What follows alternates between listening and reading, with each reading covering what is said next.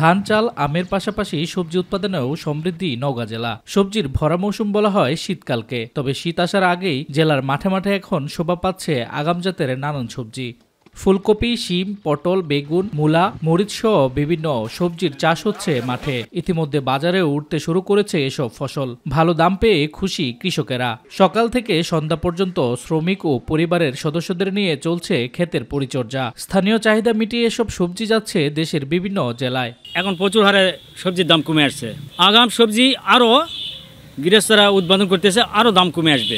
সবজি বা কপি যেগুলো লাগানো হয়েছে লাভজনক হয়েছে। এবছর বন্যা না হওয়া ও আবহাওয়া অনুকূলে থাকার কারণে কৃষকেরা অধিক লাভের আশায় ব্যস্ত সময় পার করছে জমি প্রস্তুত, বীজ বপন, সার ও কীটনাশক প্রয়োগ সহ সবজি চাষে। এখনো শীত আসেনি, ফসল ভালোই মোটামুটি। দাম বাজার 60 বেচা হচ্ছে প্রথম দিন, তারপরে এখন বাজার একটু কম। গত বছর থেকে এই বছর যে আগাম সবজিটা খুবই ভালো আসছে, ফলনও ভালো হচ্ছে, আবার বাজার দর খুব ভালো থাকাতে এবার লাভবান হয়েছে। কৃষি বিভাগ থেকে কৃষকদের সার্বিক পরামর্শ প্রদান করা হচ্ছে বলে জানান এই কর্মকর্তা। আগাম শাকসবজিটা কিছুটা দেরি হওয়ার কারণ রেগুলার বৃষ্টি হওয়ার কারণে কৃষক আগাম সবজি করার জন্য যথাসময়ে জমি প্রস্তুত করতে পারে না। বর্তমানে যে পর্যায়ে আছে সবজির দাম কমা শুরু করছে এবং মানুষের ক্রয় ক্ষমতার মধ্যে আছে। এই মৌসুমে নওগাঁয় ৯,৫০০ হেক্টর জমিতে বিভিন্ন জাতের সবজি চাষ হচ্ছে। এর মধ্যে ২,০০০ হেক্টর জমিতে ফুলকপি, মূলা, বেগুন, শিম, মরিচের চাষাবাদ হচ্ছে। এ পর্যন্ত ১০০ হেক্টর জমিতে আগাম জাতের সবজি রোপণ করা হয়েছে।